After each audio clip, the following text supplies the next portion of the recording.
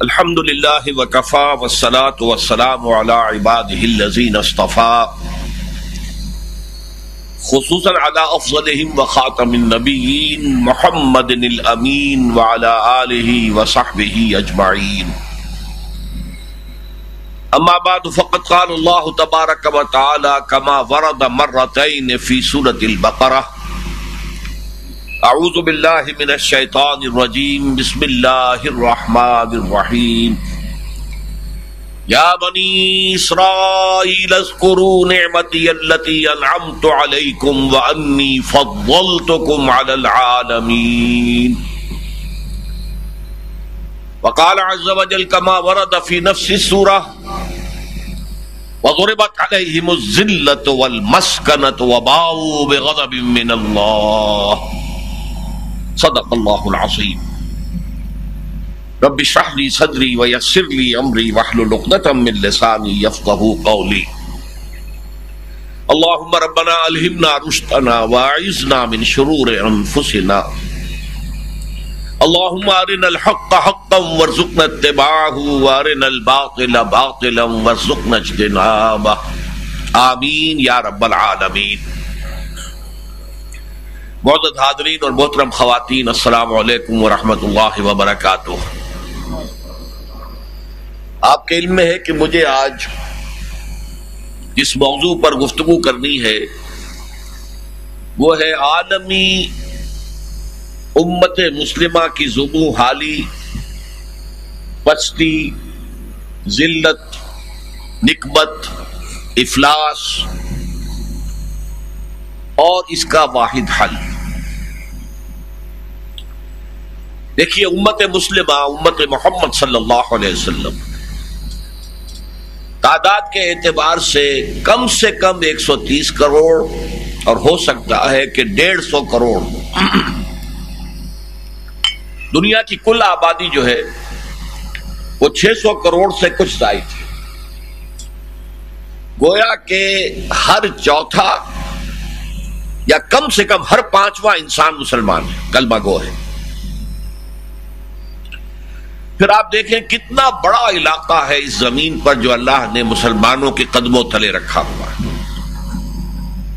Philippines, Indonesia, Malaysia سے چلے جائیے، پھر آ جائے گا بنگلہ دیش، بھارت کے اندر بھی 18 کروڑ مسلمان، پھر پاکستان، یہ سالڈ بلاک جا رہا ہے، افغانستان، پھر ایران، اوپر یہ ترکستان کی سٹیٹس، پھر آگے جائیے اور یہ عرب ممالک اور موریتانیہ تک چلے جائیں، سب مسلمان. ہر طرح کے وسائل و ذرائع اللہ نے دیے، ہر طرح کی نباتات اس خطے میں ہیں، ہر طرح کی معدنیات اس خطے میں ہیں. آج کل جو سب سے بڑی دولت ہے پیٹرول، اس کے سب سے بڑے ذخیرے اس خطے کے اندر ہے، مسلمانوں کے خدمت تلے. اس سب کے باوجود عزت نام کی کوئی شے نہیں ہے، ذلت ہے، پستی ہے.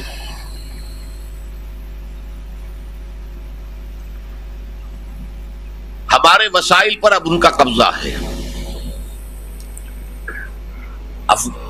عراق کے اب تیل وہ ان کے پنجے میں آ گیا ہے. سعودی عرب کا تو پہلے ہی ان کے پاس تھا. اسی طریقے سے جتنے مسلمان ممالک ہیں ان میں سے اکثر کی پالیسی وہاں بنتی ہے، ہماری حیثیت کوئی نہیں. بین الاقوامی معاملات میں کوئی ہم سے نہیں پوچھتا کہ تمہاری رائے کیا ہے. کسٹمی پرست کے بھیا کھینچنی، تم ہو کون؟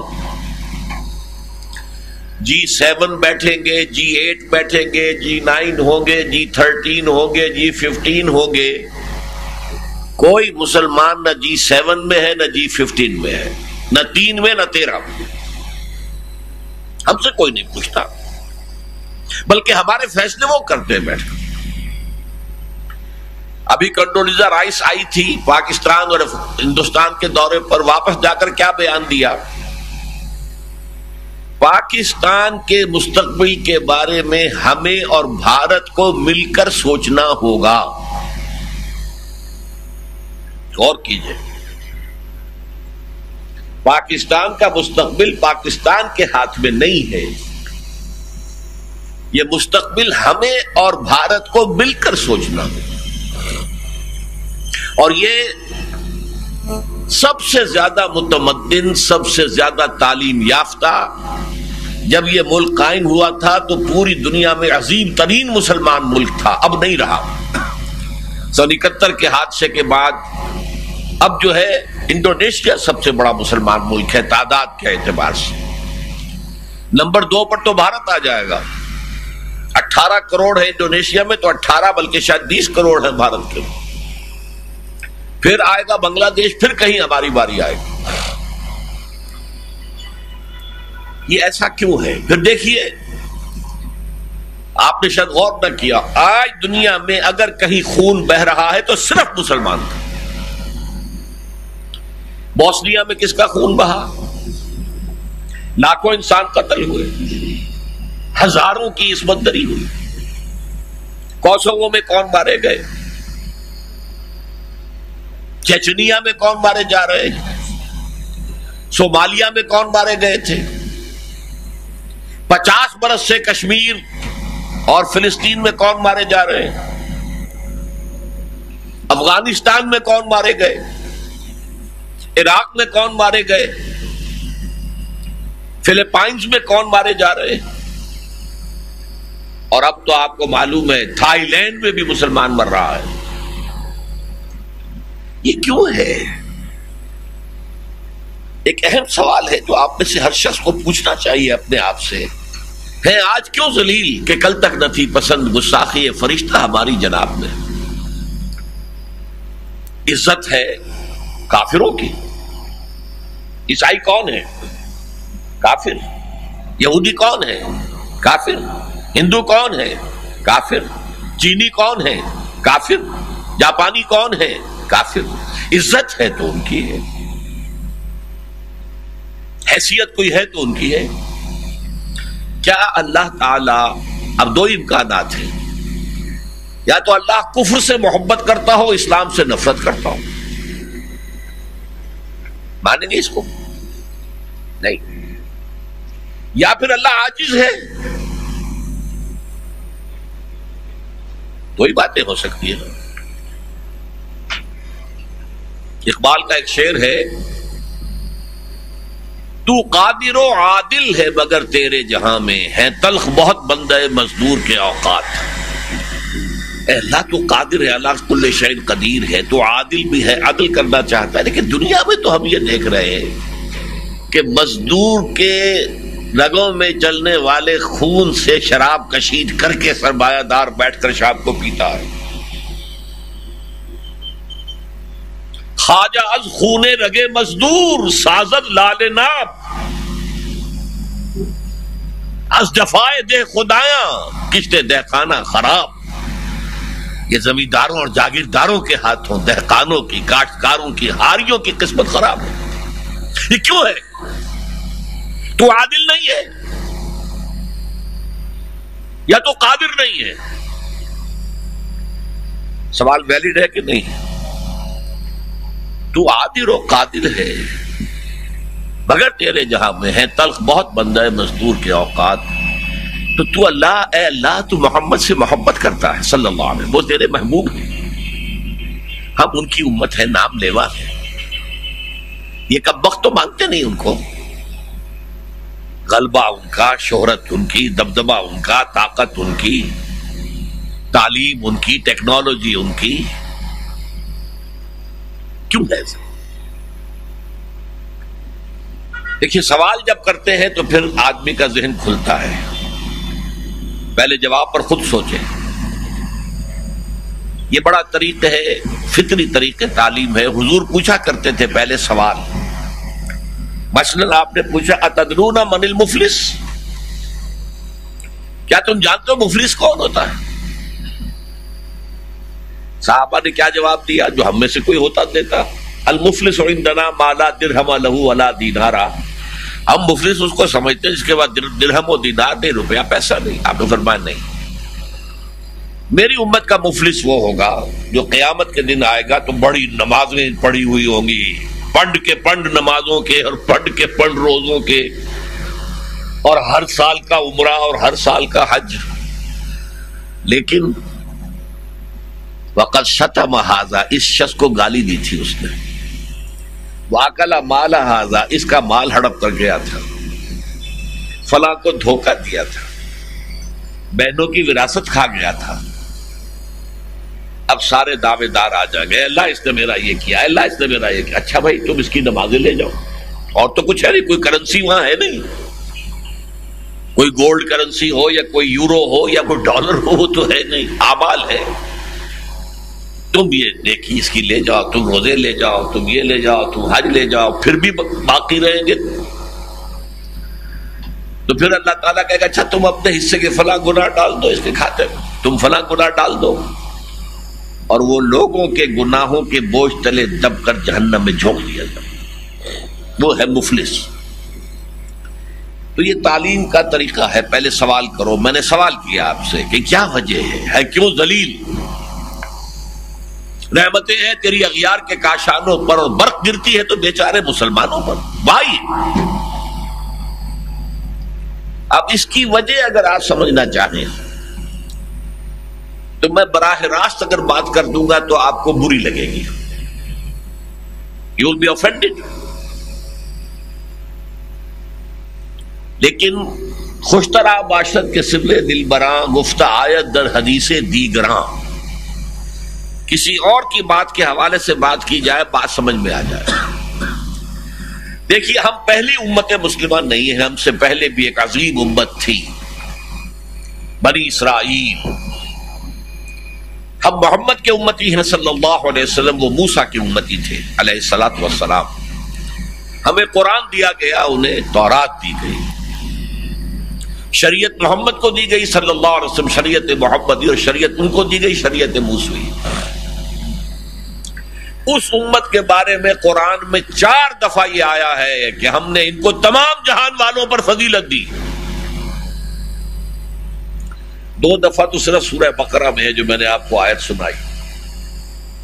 6 رکوع کی پہلی آیت بھی یہی، 15ویں رکوع کی پہلی آیت بھی. یا بنی اسرائیل اذکروا نعمتی التی انعمت علیکم وانی فضلتکم علی العالمین. یہ کوئی تورات کی آیت نہیں ہے، یہ تو کس کی آیت ہے؟ قرآن. 2 مرتبہ اور آیا. لیکن پھر اسی امت کے بارے میں آ گیا اسی سورہ بقرہ میں، ضربت علیہم الذلۃ والمسکنۃ وباءوا بغضب من اللہ. ان پر ذلت اور مسکنت تھوپ دی گئی، وہ اللہ کے عذاب میں گر گئے. کیوں؟ اب اس کا جواب سمجھیے. جو قوم، جو امت اللہ کی کتاب کی حامل ہے، اللہ کی شریعت کی حامل ہے، وہ اس زمین پر اللہ کی نمائندہ ہو جاتی ہے، ریپرزینٹیٹیو آف گاڈ آن ارتھ. اس کا کام کیا ہے؟ شہادت دے اللہ کے دین کی، اللہ کی کتاب کی، اللہ کی شریعت کی. قولاً بھی دنیا کو بتائے یہ ہے اللہ کا دین، یہ ہے اس کی ہدایت، عملاً اس پر خود کام کر کے دکھائے. یہ فرض ہے. اگر وہ اپنے عمل سے مس ریپرزینٹ کرے، آپ سوچئے کوئی آپ کا نمائندہ جو ہے آپ کی نمائندگی آپ کے برعکس کر رہا ہے، تو پھر وہ منکروں اور کافروں سے بڑھ کر اللہ کی نگاہ میں مبغوض ہے، ناپسند. ان کا جرم اکیلا ہے، مانتے نہیں، بات ختم ہو گئی.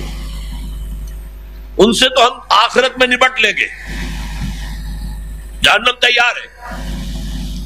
تم کہتے ہو کہ مانتے ہیں، پھر نہیں مانتے. تم گاتے ہو لہک لہک کر سارے نبیوں سے افضل ہمارا نبی، اور پھر اس نبی کی پیروی نہیں کرتے.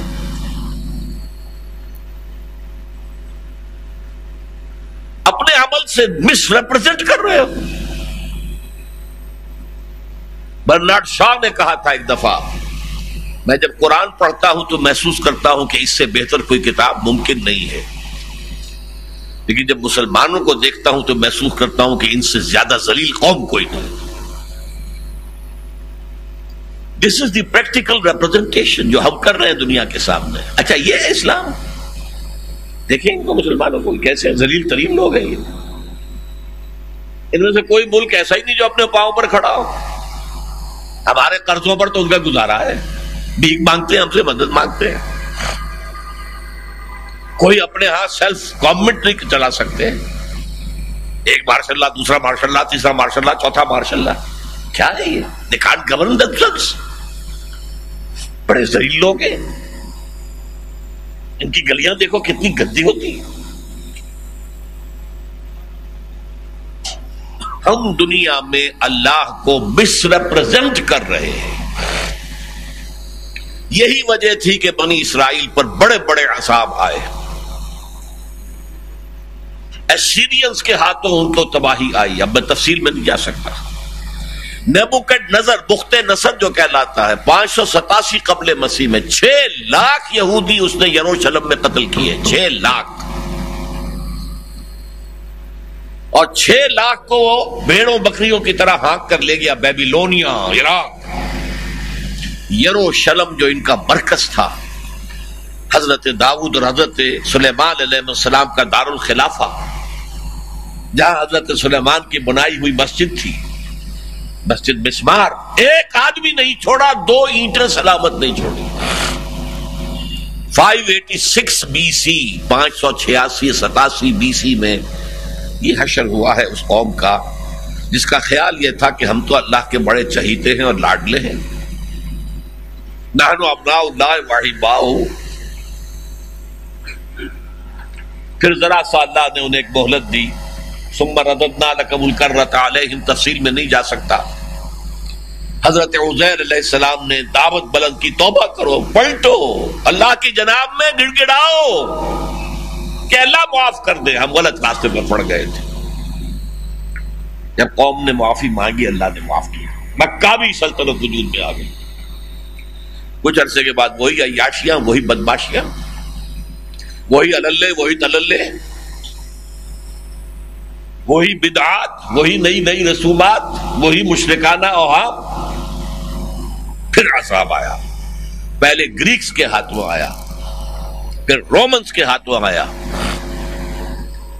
اور سن 70 عیسوی میں ٹائٹس رومی نے یروشلم جو دوبارہ آباد ہوا تھا اور دوسرا جو ٹیمپل بنایا گیا تھا اس ٹیمپل کو پھر گرا دیا. 1,33,000 ایک دن میں قتل کیے اور انہیں نکال دیا, بھاگ جاؤ یہاں سے فلسطین سے, تمہیں یہاں رہنے کا حق ہی نہیں. اسے وہ کہتے ہیں ایرا آف ڈایاسپورا. جبکہ ہمیں فلسطین سے نکال دیا گیا, کچھ یورپ چلے گئے, کچھ شمالی افریقہ چلے گئے, کوئی ایران میں آ گئے, ترکی میں آ گئے, ہندوستان میں آ گئے, فلسطین میں کوئی نہیں رہا.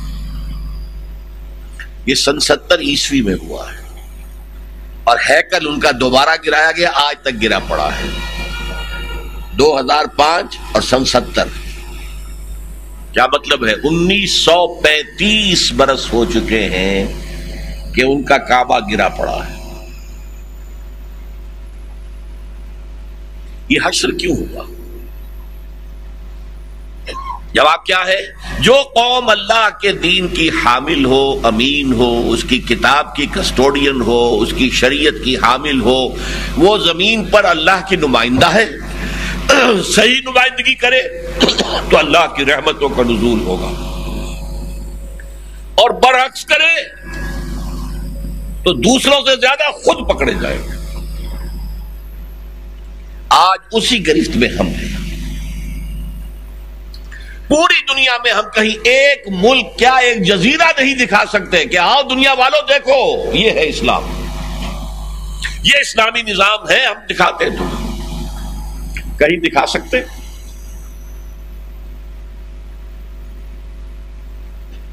ہمیں دیکھ کر کوئی شخص اسلام کی طرف مائل ہوگا؟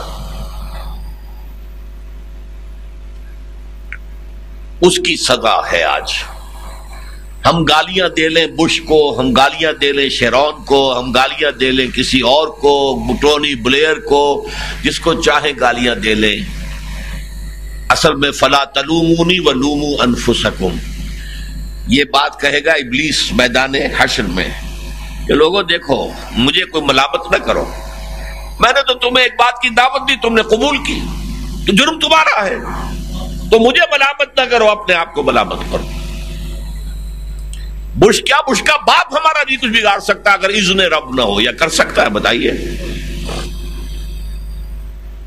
یہ عذاب خداوندی ہے، یہ اللہ کا عذاب ہے، کیونکہ ہم دنیا میں کہیں بھی نہیں دکھا سکتے۔ آج سے تقریباً 50-60 سال پہلے ہم سب غلام تھے، انگریز تھا، فرانسیسی تھے، ڈچ تھے، پورچوگیز تھے، اسپینیئرز تھے، اٹالینز تھے، فرانس تھا، برطانیہ تھا، یہ تھے نا سب۔ اچھا اس وقت تو ہم کہہ سکتے تھے ہم کیا کریں، ہم غلام ہیں، مجبور ہیں، قانون تو انگریز کا چلے گا، وہ بادشاہ اس نے ہمیں پسند کیا، ہمیں فتح کر لیا۔ جیسے جیسے جسے آپ کولونیلزم کہتے ہیں اس کا بستر طے ہوا، ہم آزاد ہو گئے، انڈونیشیا آزاد ہو گیا، ملیشیا آزاد ہو گیا، اور اس کے بعد جو ہے سارے عرب ممالک آزاد ہو گئے، کسی ایک ملک نے بھی نہ اللہ کا دین قائم کیا نہ اللہ کی شریعت نافذ کی، خاص طور پر عرب ممالک۔ یا قبلہ بنا لیا واشنگٹن کو، منہ میرا واشنگٹن کی طرف، اللہ اکبر، اور یا ماسکو، صدر ناصر کا قبلہ ماسکو، حافظ الاسد کا قبلہ ماسکو، صدام کا قبلہ ماسکو، باقی بادشاہوں کا قبلہ، سارے امیر جو ہے امارات کے ان کا قبلہ واشنگٹن۔ یہ وجہ ہے کہ آج ہم عذاب الہی کی گرفت میں ہیں۔ اچھا اس عذاب کے ازالے کی کیا شکل ہو سکتی؟ اب دوسری بات پہ ہم آئے۔ کوئی کہتا تعلیم زیادہ ہو جائے تو مسئلہ حل ہو جائے گا، ہماری حکومت، وزیر اعظم، معاشی حالات ٹھیک ہو جائیں گے تو بس سب ٹھیک ہو جائے گا، عورتیں گھر سے نکل کر آ جائیں گی، کندھے سے کندھا ملا کر آپ کے ساتھ بازار میں، دفتروں میں کام کریں گی تو سب ٹھیک ہو جائے گا، ٹیکنالوجی حاصل ہو جائے گی تو سب ٹھیک ہے۔ ان میں سے کسی چیز پر دار و مدار نہیں ہے اس صورتحال کے ازالے کا۔ واحد حل یہ ہے کہ دنیا کے کسی سائزیبل ملک میں اللہ کا وہ نظام قائم کر کے دکھا دیا جائے، اتمام حجت قائم کی جائے، آؤ دیکھو لوگو، come and see with your own eyes, this is Islam. یہ اگر ہوگا تو ہم گویا کہ اللہ کی نمائندگی کا حق ادا کریں گے۔ جب تک یہ نہیں ہوگا تباہی بڑھے گی، عذاب میں شدت آئے گی، اور کچھ روز فضاؤں سے لہو برسے گا۔ اور میں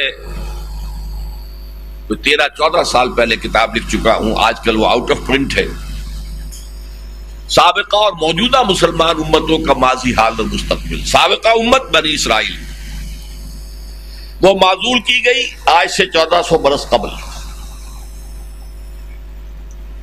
اور امت مسلمہ اس مقام پر آ گئی، اسی کی علامت کے طور پر قبلہ بدل دیا گیا، اب بیت المقدس نہیں، جو مرکز تھا بنی اسرائیل کا، اب قبلہ خانہ کعبہ ہے، جو مرکز ہے امت محمد کا صلی اللہ علیہ وسلم۔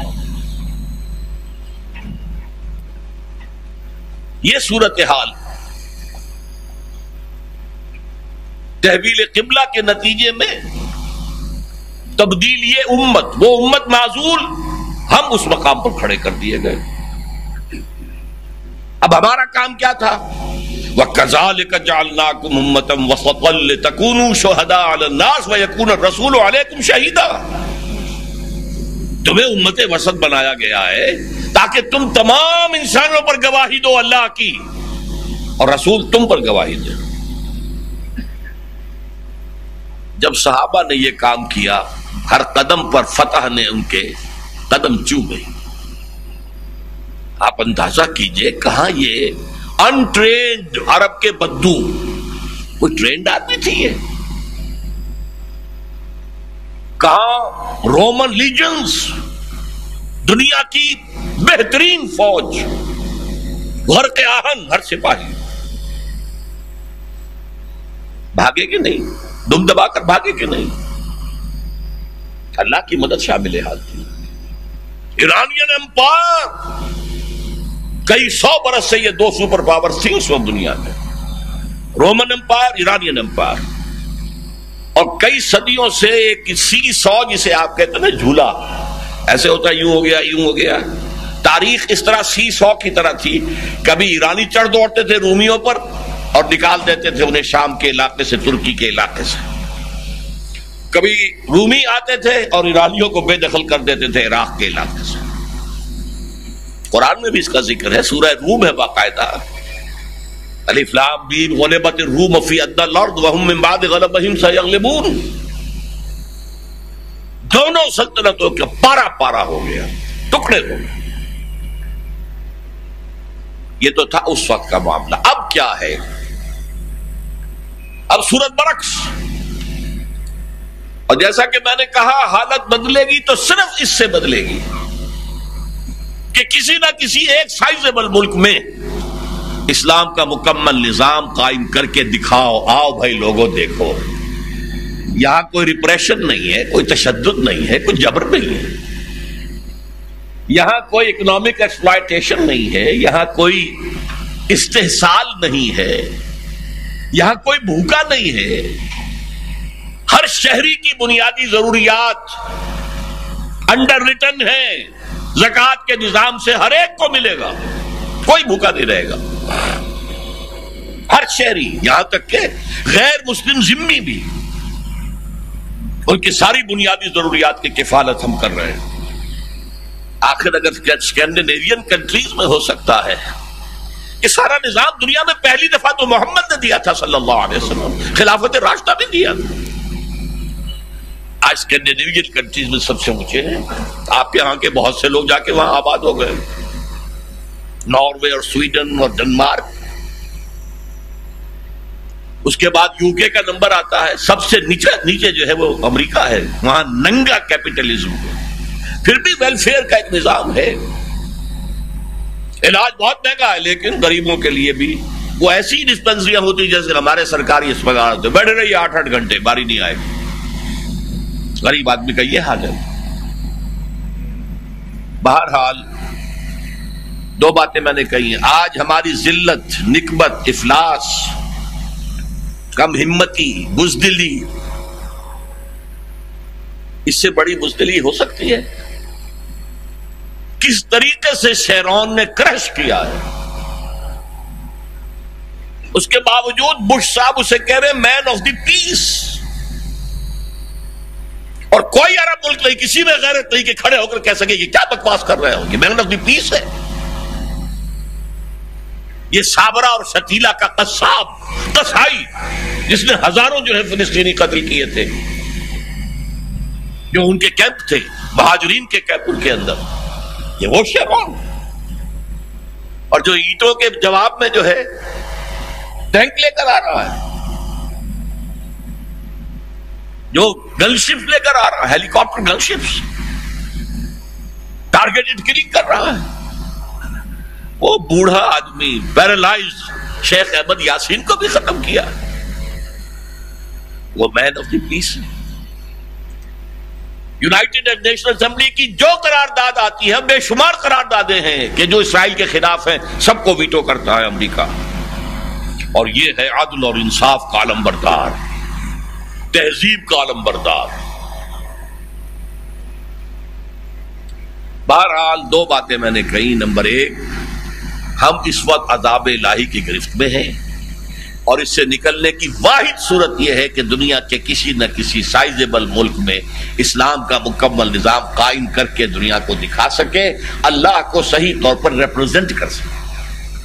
اب تیسری بات سمجھیے، یہی مقصد تھا جس کے لیے پاکستان حاصل کیا گیا۔ عالمی حالات میں تو جو اور گمبھیرتا پیدا ہو چکی ہے، میں نے صرف بنیادی بات کی، اس وقت عالمی حالات جو ہیں جدھر جا رہے ہیں، اس کے لیے میں نے پچھلے دنوں لاہور میں ایک تقریر کی، موجودہ عالمی حالات میں اسلام کا مستقبل، وہ کتابچے کی شکل میں چھپی ہوئی ہے، یہاں آپ کو مل جائے گی۔ لیکن اب میں ذرا اس سے ہٹ کر آ رہا ہوں، اس لیے کہ مجھے آج کی گفتگو کا، آج کے موضوع کا حق ادا کرنا ہے۔ یہی مقصد تھا جس کے لیے پاکستان حاصل کیا گیا۔ یہ نوٹ کر لیجئے کہ پاکستان کو لے کر اٹھنے والی، پاکستان کے مطالبے کو لے کر اٹھنے والی جماعت مسلم لیگ 1906 میں قائم ہوئی تھی بنگلہ دیش میں، ڈھاکہ میں۔ 24 برس تک اس کی حیثیت کسی عوامی جماعت کی نہیں تھی۔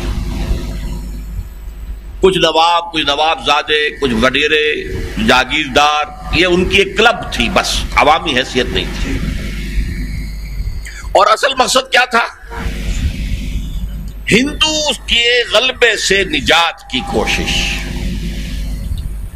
ہندو ہم سے 3 گنا ہے، دبا لے گا، اور اپنی 100 سالہ غلامی کا ہم سے انتقام بھی لے گا۔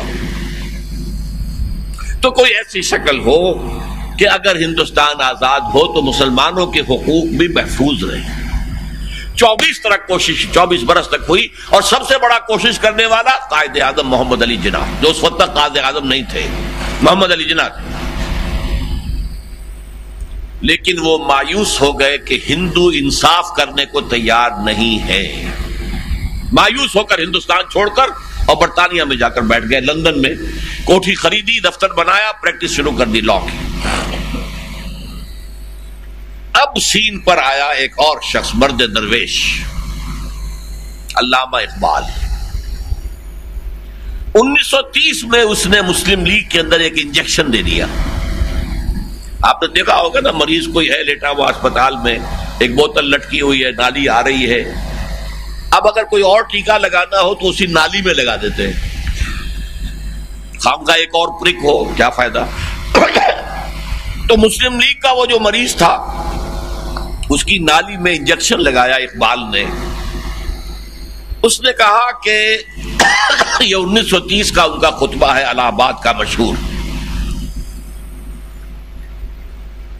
مجھے یقین ہے کہ ہندوستان کے شمال مغرب میں ایک آزاد مسلمان ریاست قائم ہوگی۔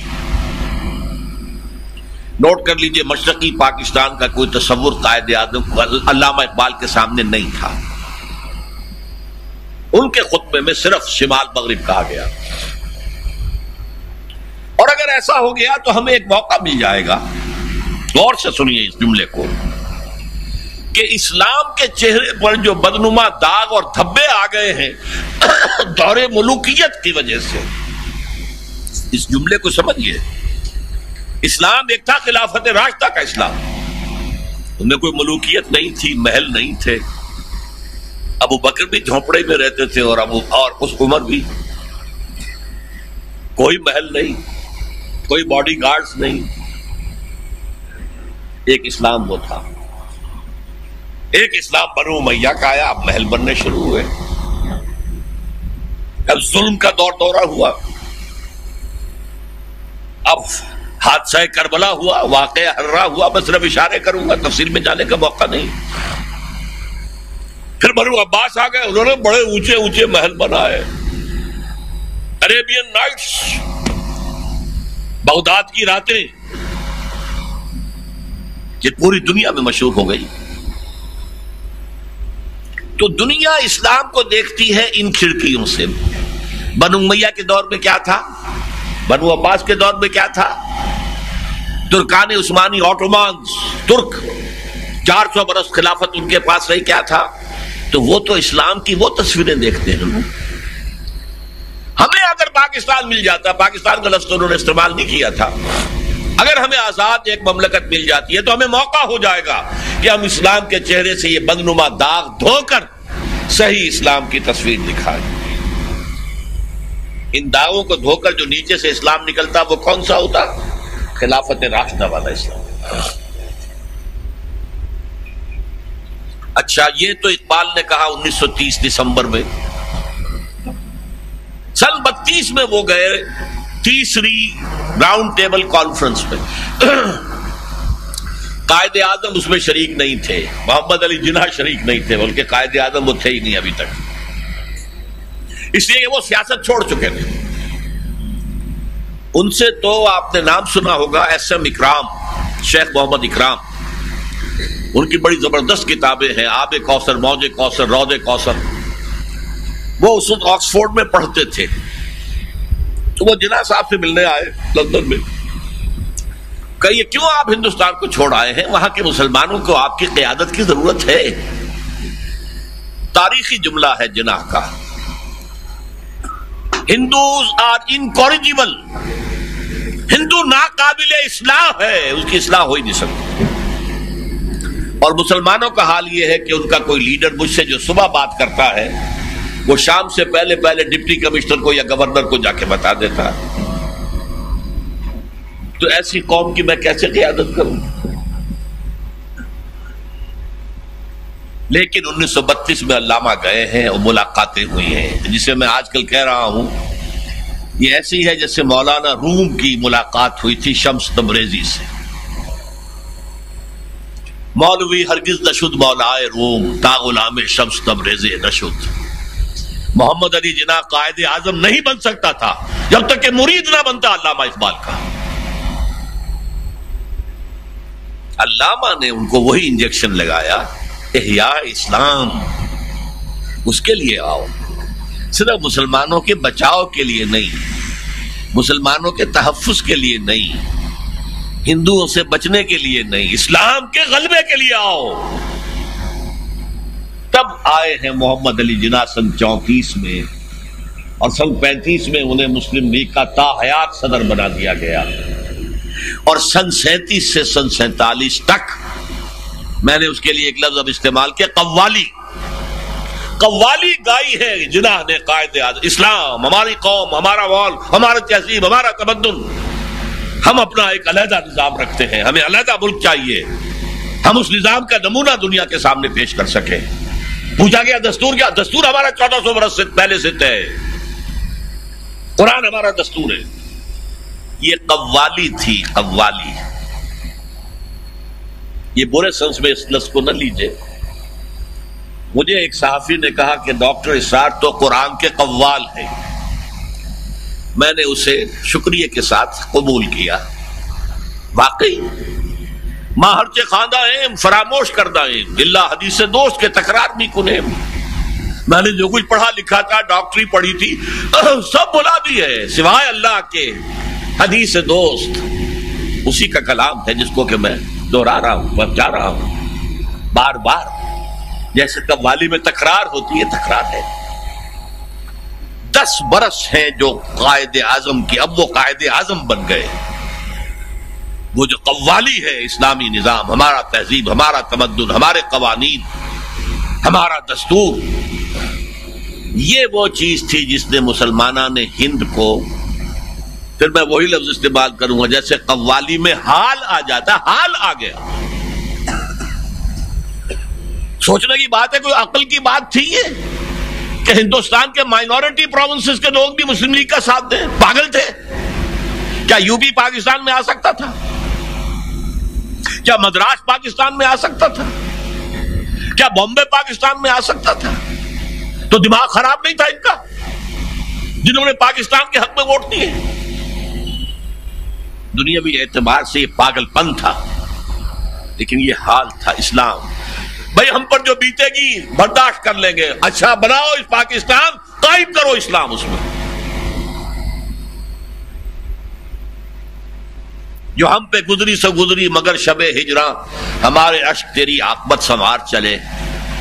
ہم پہ جو بیتے گی بیت لے گی، اور بیت رہی ہے، اوپر مسلسل بیت رہی ہے۔ انہیں اصل سزا اسی کی دی جاتی ہے۔ تم نے ٹکڑے کرائے بھارت ماتا کے، وہاں نعرے لگتے ہیں مسلمان کے 2 استھان، پاکستان یا قبرستان، ہندوستان میں رہنے کا انہیں کوئی حق نہیں ہے۔ They got their share of the territory، Hindustan کا حصہ وہ اپنا لے چکے، دفع ہو جائے وہیں پر۔ مسلمان کے 2 استھان، پاکستان یا قبرستان، یا مرو ختم ہو جاؤ، مار دیں گے تمہیں۔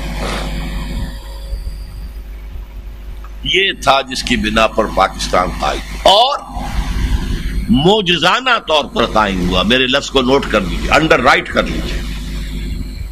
جو بھی کچھ سیاسی سمجھ بوجھ رکھنے والے لوگ ہیں وہ میری بات پر غور کریں. کوئی کسی حساب کتاب سے پاکستان کا وجود میں آنا سمجھ میں آتا ہے؟ کیا کانگریس کے مقابلے میں مسلم لیگ کی کوئی حیثیت تھی؟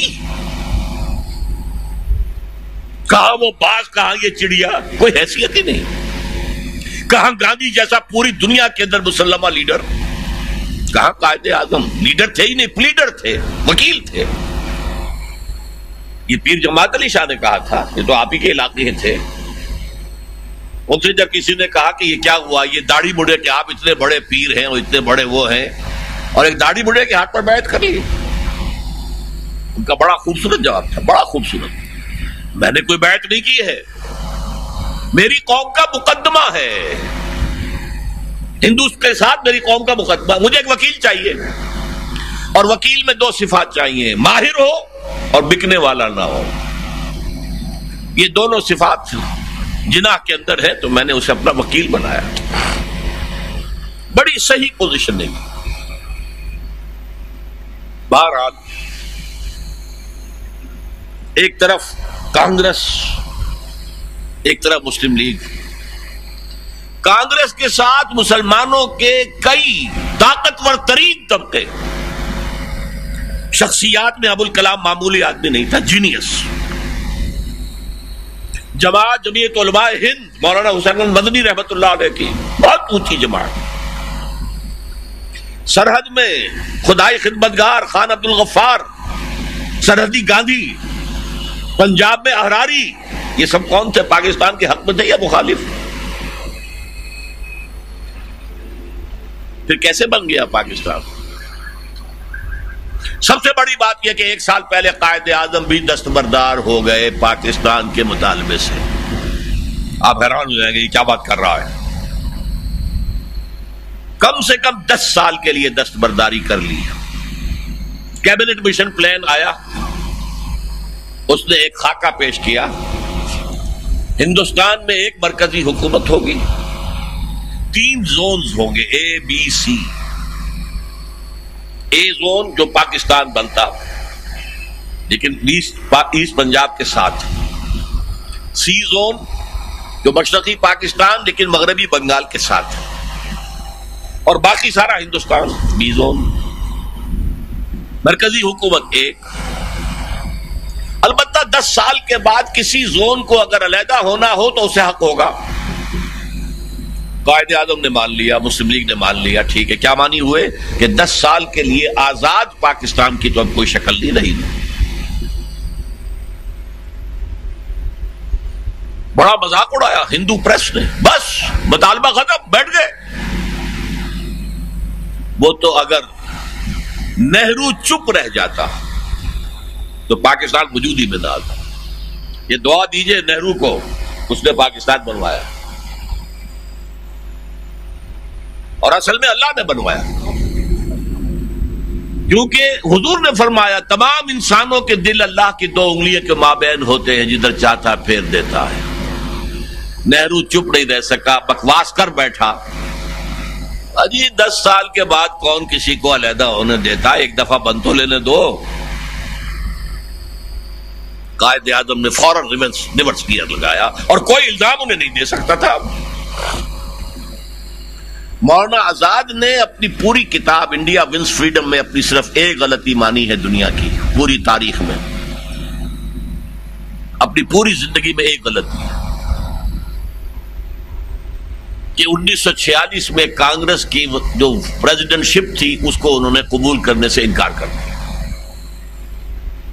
اور نہرو بن گیا. اگر وہ انکار نہ کرتے تو وہی صدر تھے. وہ صدر ہوتے تو ایک کیبنٹ مشن پلان تو انہی کا بنایا ہوا تھا. He was the author. وہ صدر نہیں تھے, صدر تھا جواہر لال نہرو. جواہر لال نہرو صدر نہ ہوتا تو اس کی بات کہہ کے کہا جاتا یہ ایک آدمی کی ذاتی رائے ہے, یہ کوئی حکومت یہ پارٹی کا تو نہیں ہے, صدر تھا. اس لیے پاکستان بنا ہے. اور رمضان مبارک کی 27ویں شب میں نازل ہوا ہے. اللہ نے بھرپور موقع دے دیا، لو ہم دیتے ہیں تمہیں پاکستان. تمہارے مفکر نے صرف مغربی پاکستان دیکھا تھا، اقبال نے. ہم 2 ٹکڑوں پر مشتمل ملک دیتے ہیں تمہیں، مغربی بھی اور مشرقی بھی. آؤ کرو نافذ یہاں پر اللہ کا دین.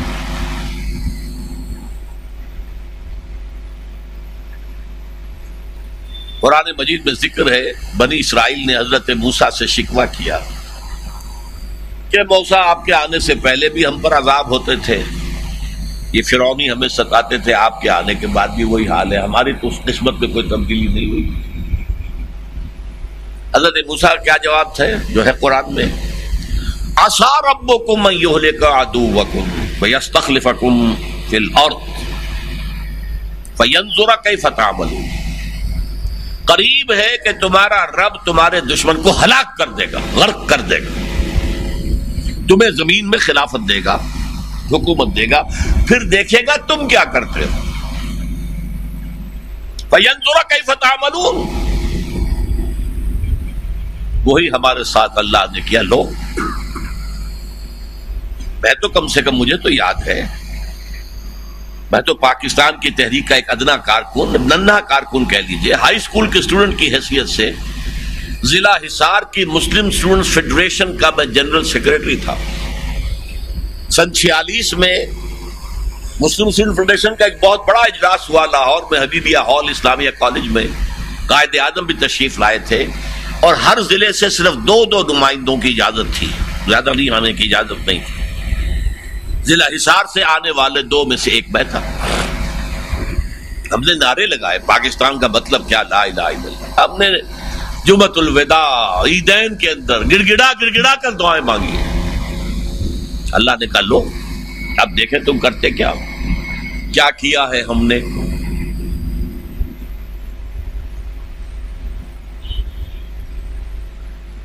اس پر میں نے ایک دوسری تقریر کی تھی،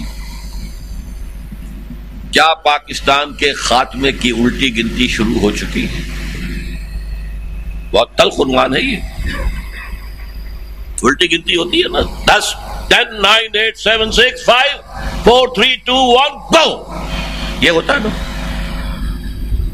یہ الٹی گنتی شروع ہو گئی ہے اور میری رائے ہے ہو چکی ہے. کیوں؟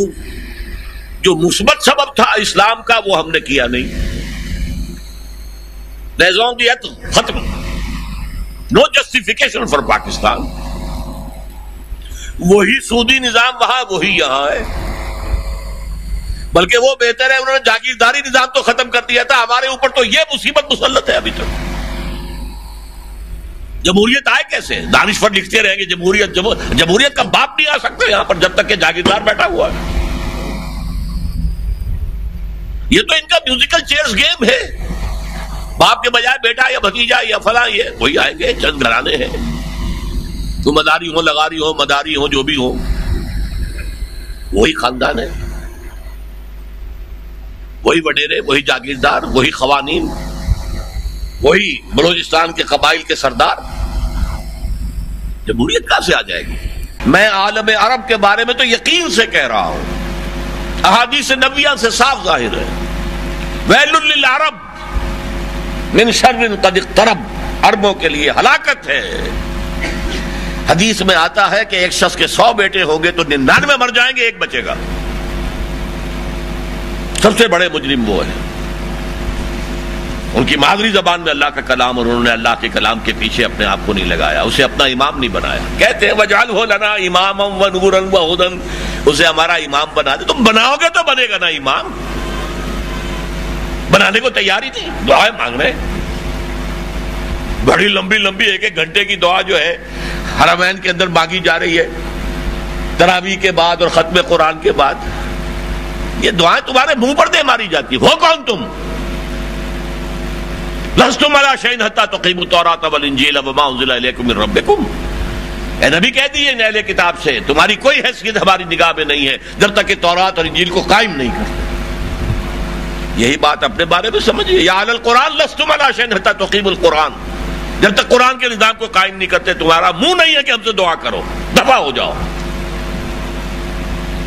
تم پڑھو قنوت نازلہ، کوئی اثر نہیں ہوگا. ڈھاکہ فال ہو گیا، روتے رہے، چیخ چیخ کر پکارتے رہے، حرمین میں پکارتے رہے، سنا اللہ نے؟ ابھی مرا ہے وہ جگجیت سنگھ اروڑا، جس کے سامنے یوت الجزیۃ عن ید وہم صاغرون، آپ کے جرنیل ٹائیگر نے اپنا جو ہے ریوالور پیش کیا تھا۔ جگجیت سنگھ اروڑا یہی کا تھا، گجرانوالے کا۔ بہرحال ابھی ایک امید ہے، جب تک بھی اللہ تعالیٰ مہلت دیتے، لیکن اس کا راستہ کیا ہے؟ پہلے تو میں امید افزا باتیں آپ کو بتا دوں۔ احادیث صحیحہ میں اس کی خبر دی گئی ہے کہ قیامت سے قبل پوری دنیا میں اسلام کا نظام قائم ہوگا، اور یہ اتنی پختہ حدیثیں ہیں کہ جو شخص ان کو پڑھ کر بھی شک کرے اس بات میں سمجھتا ہوں اس کا ایمان حضور پر نہیں ہے صلی اللہ علیہ وسلم۔ میں پڑھ نہیں سکتا، وقت نہیں ہے اتنا، لیکن ہم نے نوید خلافت کے نام سے 4 ورقہ بہت لاکھوں کی تعداد میں شائع کیا ہے۔ غلطی ہوئی ہے، آج بھی مجھے لے آنا چاہیے تھا 200-400 آپ کو تقسیم کرنے کے لیے۔ دوسرے اشارے ہیں، یہ پہلی بات تو ایسی ہے 100% کہ جس میں شک نہیں مجھے، جتنا مجھے یقین ہے کہ مجھے موت آئے گی، اور جتنا مجھے یقین ہے کل صبح سورج طلوع ہوگا، اتنا ہی یقین ہے کہ پوری دنیا پر اللہ کے دین کا غلبہ ہوگا۔ اس وقت یہودی اور عیسائی اسلام کو مٹانے پر تل گئے۔ عیسائی یہودیوں کے اعلی کار ہیں، اصل جو یوز کر رہے ہیں انہیں وہ یہودی ہے، زائنسٹ، اور یہودیوں کا اصل اعلی کار west, white Anglo Saxon Protestants, برطانیہ کے لوگ اور USA کے پروٹیسٹنٹس، جنہیں کہا جاتا ہے کرسچین زائنسٹ۔ یہ زائنسٹ ہیں، یہودی ہیں اگرچہ عیسائی ہیں، یہ تلے ہوئے ہیں اسلام کو ختم کرنے میں۔ اقبال نے کہا ہے دنیا کو ہے پھر مار کا روح و بدن پیش، تہذیب نے پھر اپنے درندوں کو ابھارا، اللہ کو پامر دیے مومن پہ بھروسہ، ابلیس کو یورپ کی مشینوں کا سہارا۔ وہ مقابلہ آنے والا ہے، اور اس میں آخری غلبہ اسلام کو ہوگا۔ اس کے لیے پہلے کسی عرب سے مشرقی علاقے کے اندر نظام خلافت قائم ہوگا۔ حضور کی یہ حدیث بھی ہے کہ مجھے ہندوستان کی طرف سے ٹھنڈی ہوا آ رہی ہے۔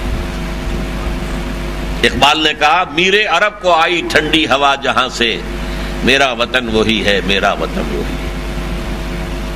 اور حدیث میں آیا ہے یخرج الناس من المشرق یؤطئون للمہدی، یعنی سلطان ہی، کسی مشرقی ملک میں اسلام کا نظام قائم ہوگا اور وہاں سے فوجیں آئیں گی جو عرب میں حضرت مہدی کی حکومت قائم کریں گی۔ حضرت مہدی کا ظہور تو وہی ہوگا عرب میں، لیکن عرب کھوکھلے ہو چکے، عیاشیوں کی وجہ سے ختم ہو چکے، ان میں دم نہیں ہے۔ فوجیں جائیں گی کسی مشرقی، اب مشرق میں کون ہے؟ ایران ہے، وہ خلافت کا قائل ہی نہیں، وہ تو امامت کے قائل ہیں۔ پھر افغانستان ہے، پھر پاکستان ہے۔ یہ ہیں وہ خطے کہ جہاں سے انشاءاللہ خلافت کا نظام دوبارہ ابھرے گا اور یہیں سے پھر پھیلے گا۔ لیکن کیسے ہوگا؟ میرے نزدیک بڑی مہلت میرے اور آپ کے پاس کم رہ گئی ہے کہ پاکستانی قوم میں 2 سطحوں پر توبہ کا عمل شروع ہو جائے۔ دیکھیے تمام رسولوں کی تاریخ میں ایک ایکسیپشنل مثال ہے حضرت یونس علیہ السلام کی۔ جب رسول یہ کہہ دیتے تھے کہ اب اللہ کا عذاب آ کر رہے گا، تو پھر اس عذاب کے آثار شروع ہونے کے بعد چاہے کتنی ہی توبہ تلہ کر لیں پھر وہ لوٹتا نہیں تھا۔ الا قوم یونس، اس کا استثناء صرف ایک ہے، قوم یونس۔ اس کی وجہ کیا ہے؟ اس کے معاملے میں حضرت یونس سے خطا ہو گئی۔ اللہ کا اصول یہ ہے کہ رسول جس قوم کی طرف بھیجا گیا وہ اپنی جگہ نہیں چھوڑ سکتا جب تک کہ اللہ کی ایکسپریس پرمیشن نہ آ جائے۔ آپ نے سنا ہوگا سیرت میں کہ ہجرت مدینہ کا عام اعلان حضور نے کر دیا تھا، جو جا سکتا ہے چلا جائے، چلے جائیں، کہ اپنے لیے منتظر تھے۔ حضرت ابو بکر پوچھتے تھے جی اجازت آ گئی؟ نہیں ابھی نہیں آئی۔ اجازت آ گئی؟ نہیں آئی۔ جب تک اجازت پر رسول نہیں چھوڑ سکتا اپنی جگہ۔ وہ غصے میں بھرے ہوئے تھے کہ یہ قوم ناہنجار ہے، چھوڑ کے چلے گئے، لہذا مچھلی کے پیٹ میں پہنچا دیا اللہ نے، اور وہاں انہوں نے تسبیح کی لا الہ الا انت سبحانک انی کنت من الظالمین۔ پھر اس مچھلی نے اگلا ہے مکران کے ساحل پر۔ یہ ایک تحقیقی مضمون تھا جو میں نے شائع کیا تھا میثاق میں، مکران کے ساحل پر۔ بہرحال یہی شکل پاکستان کی ہو سکتی ہے اب بھی، اگر توبہ کر لیں۔ اس توبہ کی دو سطحیں ہیں، عوامی توبہ جو حضرت عزیر علیہ السلام نے جس کی منادی دی تھی اور یہود نے منادی پر لبیک کہتے ہوئے توبہ کی تھی تو اللہ نے ان پر سے عذاب اٹھا دیا تھا، مکہ بھی سلطنت قائم کر دی تھی۔ عوام توبہ کرے۔ توبہ کیا ہے؟ ہر شخص دیکھے میری زندگی میں، میری معاش میں، میری معاشرت میں کیا چیز خلاف اسلام ہے، نکالے اس کو۔ اگر آپ کی کمائی میں کوئی حرام کا عنصر ہے، کوئی رشوت ہے، کوئی سودی معاملہ ہے، کوئی بیع و شراء غلط کر رہے ہیں، شریعت کی روح سے صحیح نہیں ہے، جو بھی کچھ ہے پاک کیجیے۔ مکان سود پر لیا ہوا بیچیے، پے آف کیجیے، رہیے کسی کرائے کے مکان میں، جھونپڑی میں رہیے، گھر میں شرعی پردہ نافذ کیجیے، شرعی پردہ، رواجی پردہ نہیں۔ یہ علماء سے پوچھئے شرعی پردہ کون سا ہوتا ہے، کیا بہنوئی اور سالی کے درمیان پردہ ہے یا نہیں ہے، اور دیور اور بھابھی کے درمیان پردہ ہے کہ نہیں ہے، پوچھئے علماء سے۔ حضور نے تو دیور کے بارے میں فرمایا تھا والحم موت، دیور تو موت ہے۔ اور ہندوؤں کے ہاں تصور کیا؟ دیور ور کسے کہتے ہیں؟ ور شوہر، دیور دوسرا شوہر۔ یہ تو ان کے کلچر کا حصہ تھا جو سب سے زیادہ نمایاں تھا سکھوں کے ہاں۔ ایک بھائی کی بیوی آ گئی، سارے جو ہیں آرے لگ گئے، یہ ان کا کلچر تھا۔ بہرحال اسلام میں دیور اور بھابھی کا پردہ، شالی اور بہنوئی کا پردہ اللہ نے دے دیے ہے۔ یہ ہے محرم جن کے سامنے عورت آ سکتی ہے کھلے چہرے کے ساتھ، باقی ہر انسان کے سامنے اسے چہرے کے اوپر نقاب لے کر آنا ہوگا۔ توبہ کریں اس کی، اور یہ توبہ کرنے کے بعد عزم مصمم کریں ان صلاتی و نسکی و محیایا و مماتی للہ رب العالمین۔ اے اللہ، کاروبار پیچھے، ملازمت پیچھے، پروفیشن پیچھے، پہلے میں تیرے دین کے لیے تن اور من اور دھن لگاؤں گا۔ اس کے لیے کسی نہ کسی جماعت کا انتخاب کیجئے جو آپ کو صحیح معلوم ہو، جو بہتر معلوم ہو۔ اس میں آپ کو صرف بتا سکتا ہوں 5 باتیں دیکھیے۔ نمبر 1، سیکٹیرینزم پر مبنی نہیں ہونی چاہیے۔ دیوبندی، بریلوی، اہل حدیث، شیعہ، اس بنیاد پر نہیں۔ دین ایک ہے، دین کے لیے ہونی چاہیے، مسلک کے لیے نہیں۔ نمبر 2، اس کا ڈکلیئرڈ گول ہونا چاہیے کہ ہمیں نظام بدلنا ہے، صرف تبلیغ نہیں کرنی ہے، صرف مسجد نہیں بنانی ہے، صرف پڑھانا ہی نہیں ہے، دین قائم کرنا ہے۔ نمبر 3، اس کا ڈسپلن ہونا چاہیے، لسن اینڈ اوبے، فاسمعوا واطیعوا۔ نمبر 4، اس سے پتہ کیجئے کیا میتھڈولوجی ہے آپ کے سامنے، کس طریقے سے آپ اسلام لانا چاہتے ہیں، اور آپ کیسے ریلیٹ کرتے ہیں سیرت النبی سے، اس لیے کہ ایک ہی مرتبہ ایک ہی نبی کے ہاتھوں اسلام قائم ہوا دنیا میں، اور وہ محمد ہیں صلی اللہ علیہ وسلم۔ ابراہیم کے ہاتھوں نہیں ہوا، موسیٰ کے ہاتھوں نہیں ہوا، عیسیٰ کے ہاتھوں نہیں ہوا علیہ الصلوۃ والسلام، نوح کے ہاتھوں نہیں، ہود کے ہاتھوں نہیں، صالح کے ہاتھوں نہیں، شعیب کے ہاتھوں نہیں، صرف ایک محمد رسول اللہ۔ اسی لیے وہ آیات جو پڑھی تھی انہیں تو بھیجا اس لیے گیا ہے، والذی ارسل رسولہ بالہدی ودین الحق لیظہرہ علی الدین کلہ، وہی اللہ جس نے بھیجا اپنے رسول کو الہدا قرآن حکیم اور دین حق دے کر تاکہ غالب کرے اس دین حق کو تمام ادیان پر۔ یہ تو بیسک فنکشن ہے محمد کا صلی اللہ علیہ وسلم، یہ بیسک مشن ہے حضور کا صلی اللہ علیہ وسلم۔ اس کی جد و جہد میں اور پانچویں بات یہ کہ اس جماعت کی قیادت کے قریب جا کر سونگی ہے کہ خوشبو آ رہی ہے یا نہیں خلوص کی، کہیں دین کے پردے میں دنیا داری اور کاروبار تو نہیں ہو رہا ہے۔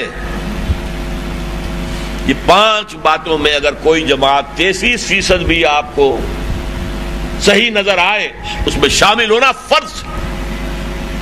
لا اسلام الا بالجماعہ، جماعت کے بغیر کوئی اسلام نہیں۔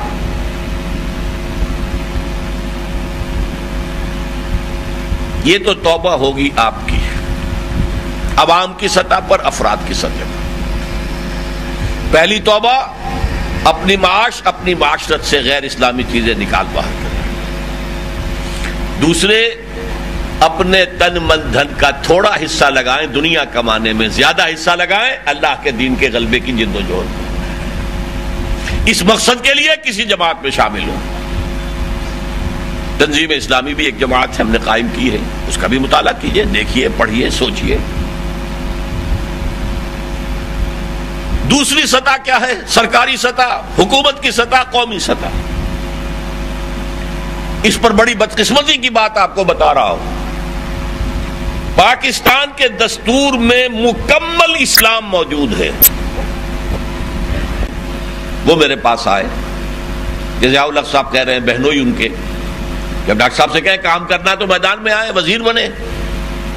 میں جا رہا ہوں عمرے کے لیے، واپس آ کر میں نئی وزارت بناؤں گا۔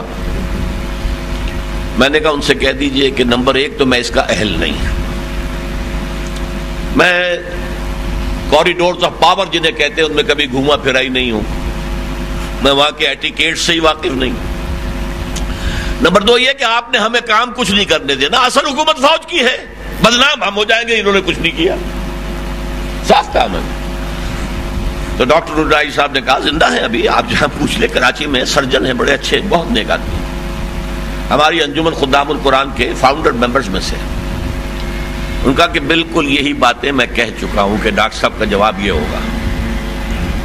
پھر انہوں نے شورا میں بلایا تو میں چلا گیا، میں نے کہا ٹھیک ہے، یہاں تو مجھے مشورہ دینا ہے نا، تو میں اپنے جمعے کے خطبے میں بھی مشورے دیتا ہوں، یہ کرو یہ نہ کرو۔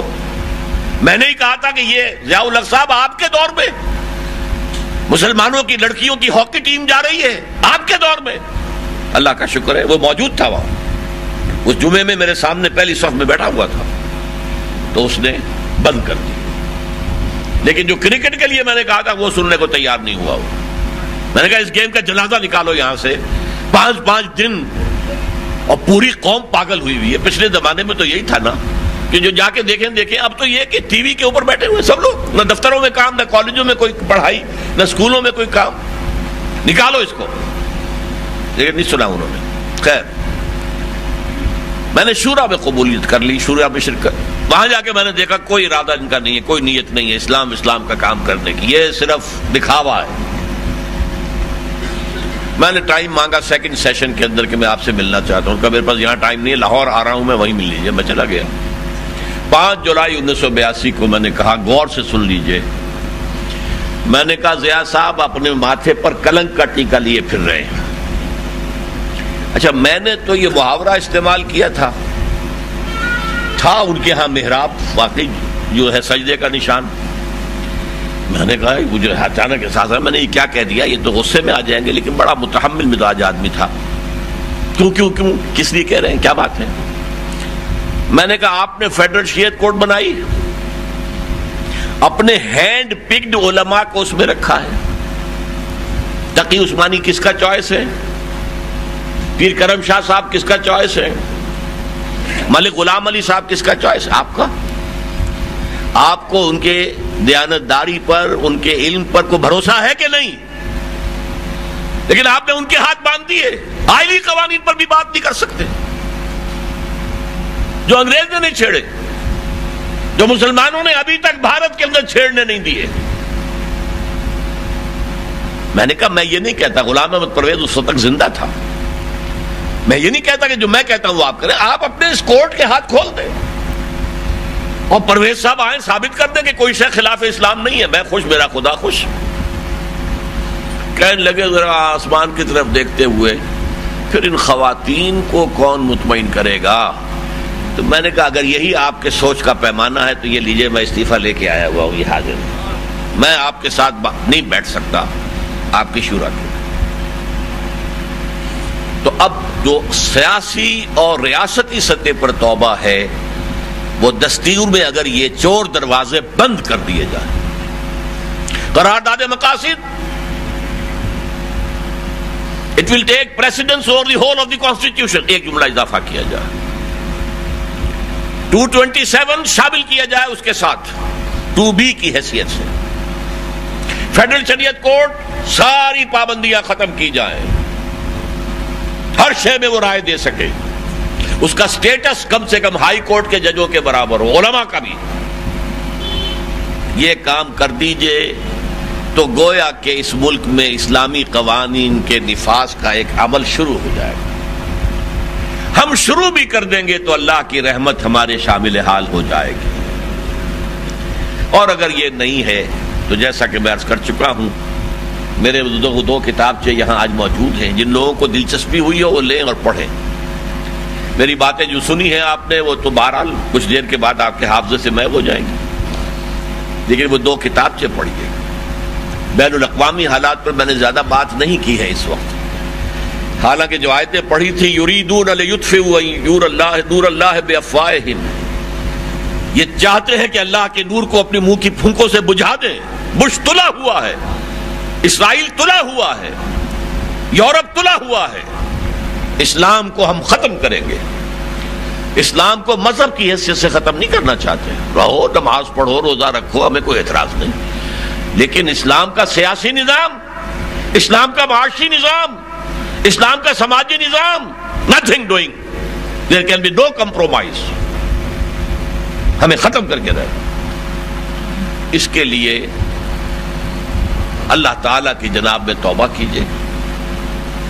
توبہ کے 3 مراحل میں بیان کر چکا ہوں۔ تنظیم میں شامل ہونا چاہیں تو ہمارے آپ کے بیعت فارم ہم نے تنظیم بیعت کی بنیاد پر قائم کی، جدید انگریزی درآمد شدہ نظام نہیں ہے، بیعت کا نظام ہے جو قرآن میں ہے، سنت میں ہے، سیرت میں ہے اور ہماری 1300 تاریخ کے اندر ہے، اس بیعت کے نظام پر قائم کی۔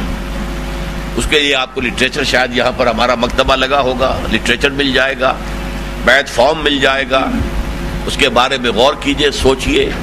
یہ صرف آج کے نشست جو ہے نشستند گفتند برخاستند نہ رہ جائے، بلکہ آپ کی زندگیوں میں ایک انقلاب آئے، آج کی رات آپ کی زندگی میں ایک ٹرننگ پوائنٹ بن جائے۔